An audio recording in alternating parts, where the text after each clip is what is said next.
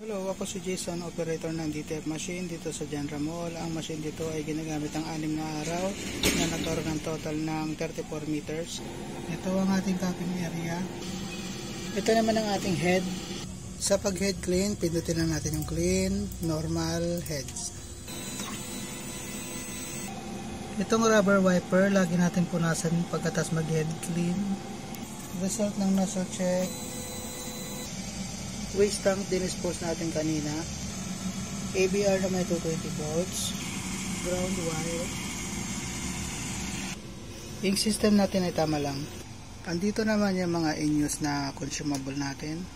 Dito naman yung mga unused na consumable ink tsaka cleaning solution. Sa taas yung mga powder na mga unused. Ito naman sa baba yung DTF film natin. Ito naman ang daily output natin.